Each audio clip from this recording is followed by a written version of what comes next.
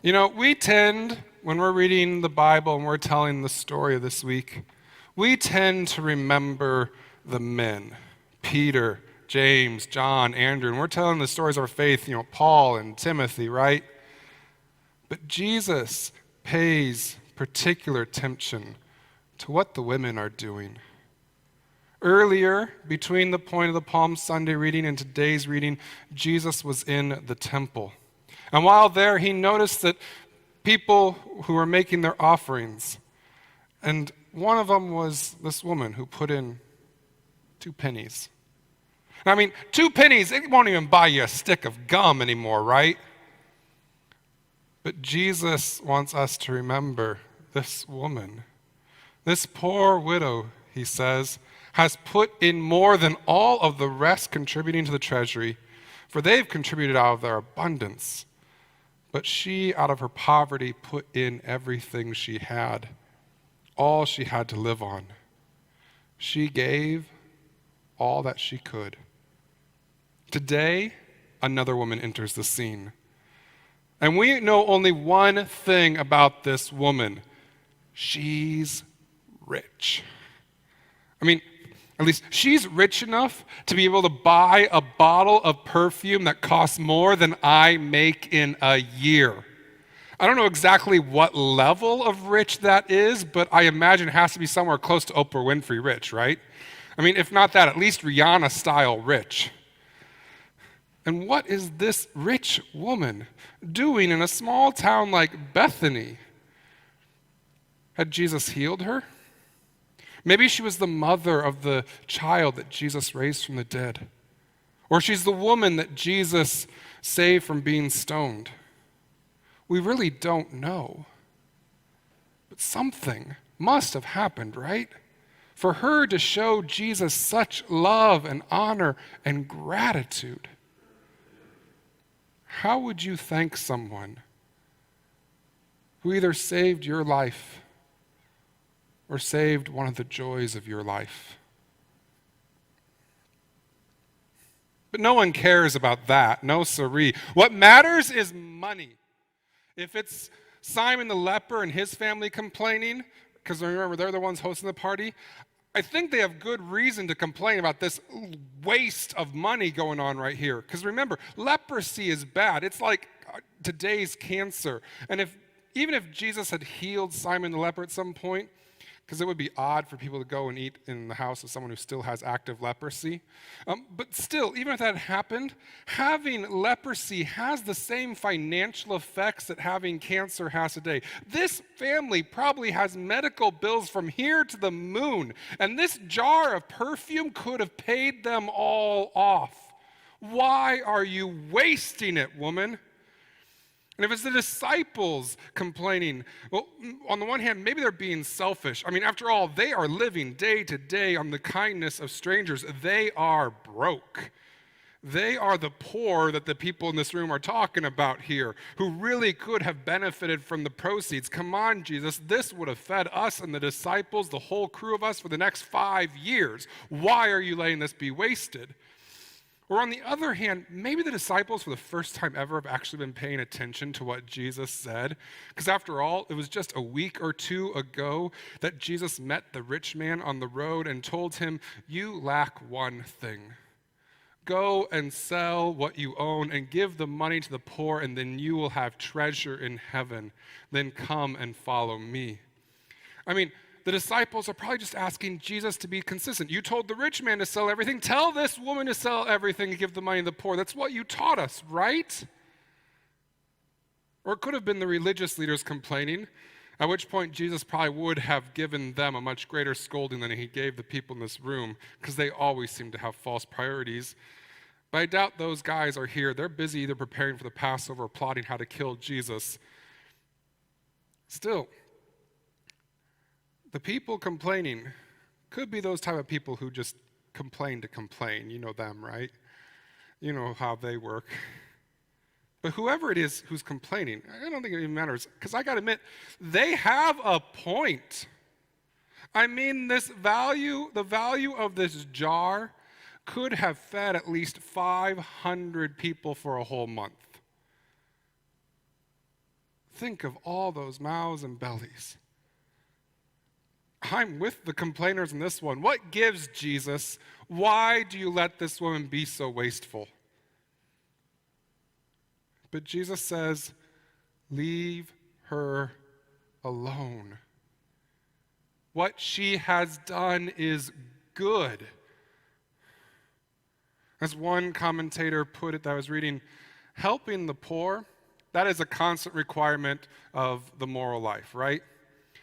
But it is not a substitute for personal acts of love for individuals in particular need, nor vice versa. In other words, we can both support Tosa Cares, right? And by donating food and clothing. And we can also celebrate with Tom and Linda when they're honored by the city shortly before the pandemic, and we're looking for the day when we can actually celebrate that. It's coming. We can go and celebrate that with them at the same time. We can do both, can't we?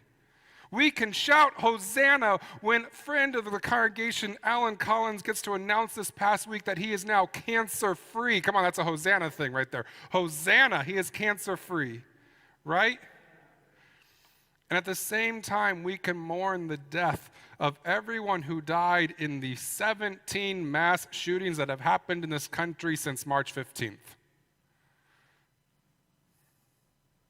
Or I think of the story I was told of a chaplain on the West Coast who frequented a restaurant at 3 in the morning after the end of their shift at the hospital.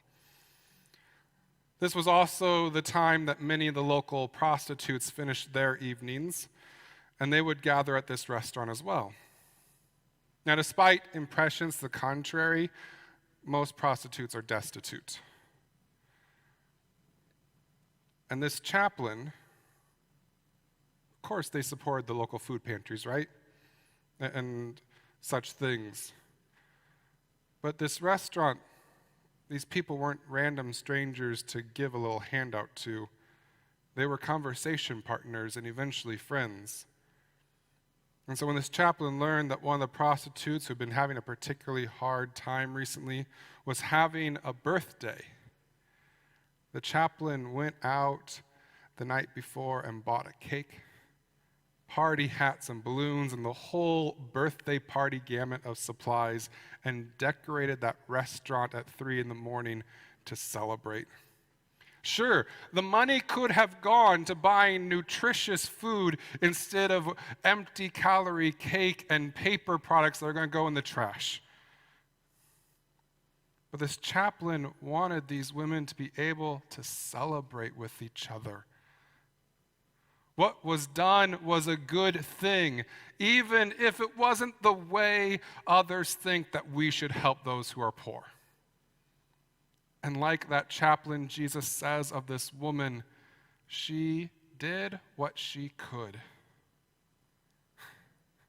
You know, if that's all that was said of me at my funeral, that would be enough, wouldn't it? He did what he could.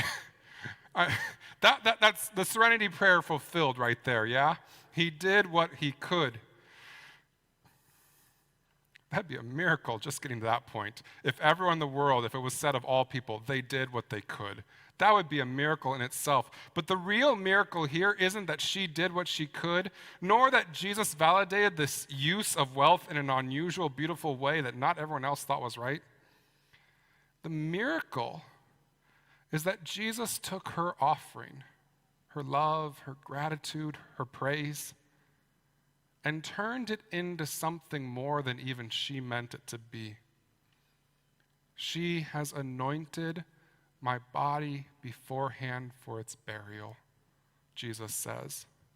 Her gift has become part of salvation history.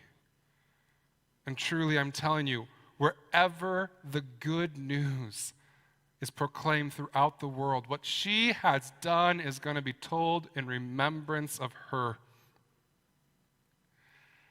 The real miracle isn't when we do what we can, though, like I said, that's a miracle in itself. The real miracle, though, is that Jesus takes what we do and uses it to change the world. Like the other month when someone gave Mount Zion $40 and it was the exact amount of money that a family had just asked for so they could afford cleaner and laundromat fees to wash their clothes for the rest of the month so they could avoid being fired for not having the right wardrobe on at work and avoid being the laughingstock at school. Suddenly, $40 becomes a miracle. In God's realm, nothing is wasted.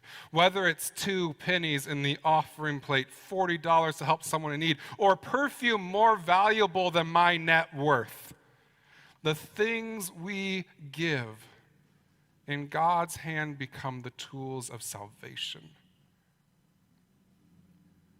That is the heart of this week that we are beginning. This week, we celebrate the life, the gift that Jesus gave the world, all that he had, his body and his blood, his very life. And in God's hands, this gift becomes the tool of salvation for the whole world. In God's hands, the gift that Jesus gives this week becomes the gift of life for us all. I'll give what I can, but thank God, Jesus gave us everything. And that deserves a Hosanna. Hosanna in the highest. Hosanna, Hosanna. Let us hear a word of sung Hosanna from the choir now to celebrate with them.